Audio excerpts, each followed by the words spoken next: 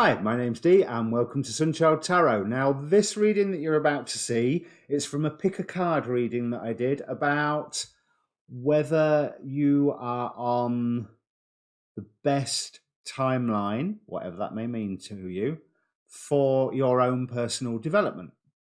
Link to that will be in the description below. But I've put it into its own video because if the symbol timeline of the book means anything to you, hey, come and watch it. I don't expect there'll be a lot of people watching this one, but it may help you later revise if you watch the original pick of card, because I will be doing a sequel to timeline of the book because there was quite a lot going on in it. So I think those people who were led to that particular answer to the question may appreciate it. So sit back. If you have just been led here and you're like thinking, what on earth is all this about? Ask a question. Ask a question in your mind and see if it resonates with you at all. That's what I say to people on my normal readings. So sit back and enjoy. Cheers. Okay, so for those of you that chose the book, well, the book doesn't do anything but go thud, so have a big ding of the bell. I've already shuffled these, and in the process of that, this little pile of cards fell out, so I'll get to those in a moment, but let's have a look what the oracle cards have to say to start off with. So we have 77 with spirituality, and bear in mind 77 is a number about manifestation as well. We have 49 with the talisman. Zachriel, the angel of memory. Trust the niggle. What is the niggling feeling trying to tell you? Now, the cards were obviously wanting to jump out for you with those out the Game of Thrones Tarot, and you've got two of these, because you also got boundaries. Where do you need to establish better boundaries?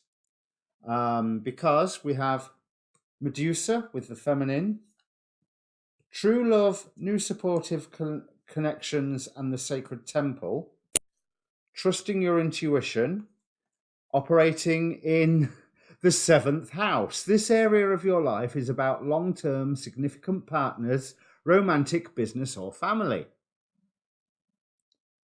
We have the eagle and the affirmation, I am more than my physical form.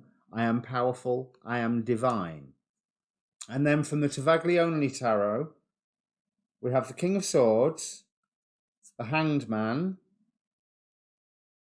and the Knight of Swords. So, let's just, let me change cameras. So, yes, you have been focusing, or you need to be focusing, or you are focusing on your spirituality, but this is a time of, as the astrology will back up, and as was said for the bell, this is a time for bringing your spiritual side of things into the real world. But this is something that you are bringing from the past. This is something that I'm tempted to say that you're bringing from childhood, because you are in the act of receiving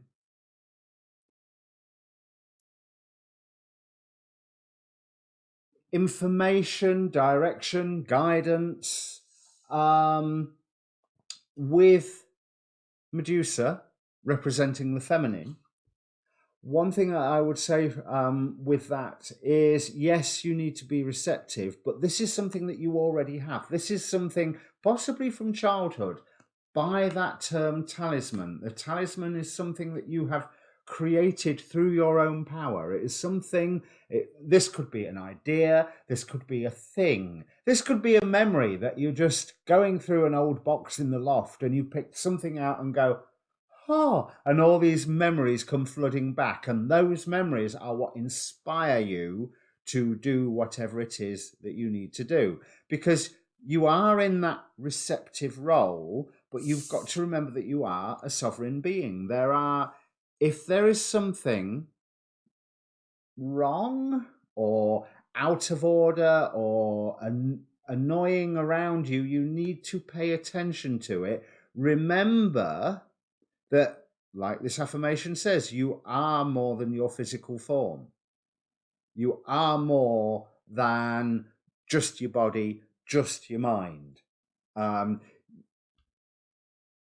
you need to take an eagle-eye view of what is occurring in your life and where you need to draw boundaries. Because if you're in this receptive feminine role, there are traps in that. There are traps where someone can overpower because they're giving you too much, that you're receiving all of it, and there's like, whoa, hang on a minute.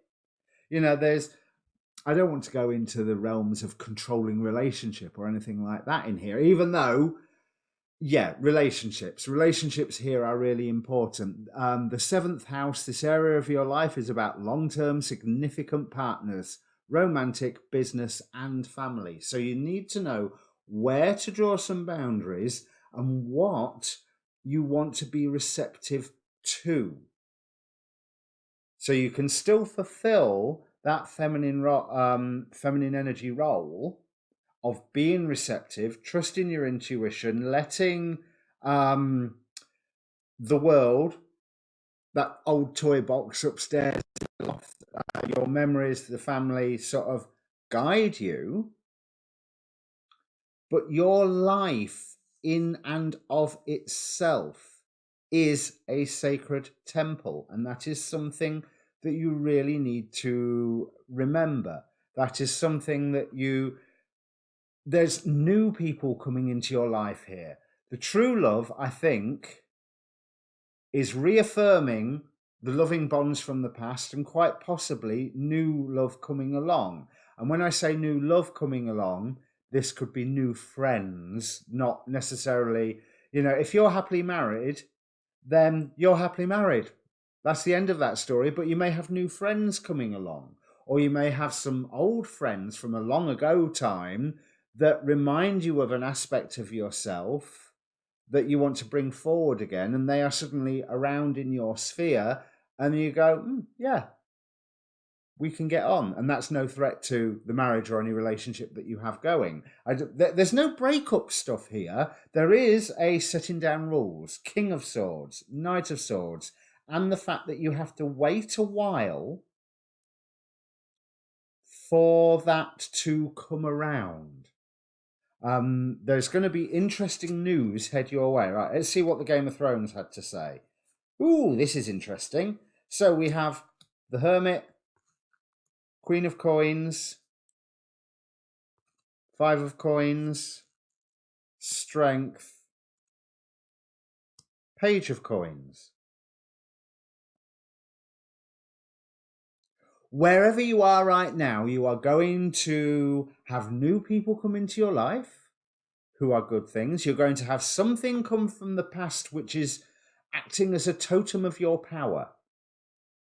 Even if it's just something like a lucky charm that you've had since you were 3. There's that image of a toy chest is really coming back to me, or something from teenage years. But you are being brought wisdom, but it's wisdom that you need to integrate into the real world, into the physical world, into the day-to-day life. And then maybe a while where you're feeling, well, hang on a minute, I'm not getting anything from this. I don't see where the reward is. But you are in the process of building your sacred temple, making your life a sacred temple. Not just your body, not just your heart, not just your spirit, all of it. Because there is no difference between one part of it and another. It is all you. There's a laden comment. It's all you. But it's all you. How you live your life, how you act, how you feel, how the world is reacting to you. those are all bits of you. They are all bits of your life. They are all bits of this temple that you are creating. And with that link to the past, I want to say it's not even that you're creating it, it's that you're becoming aware of it. It's that you are able to dance within it. This page of coins tells me that you're going on to the next level.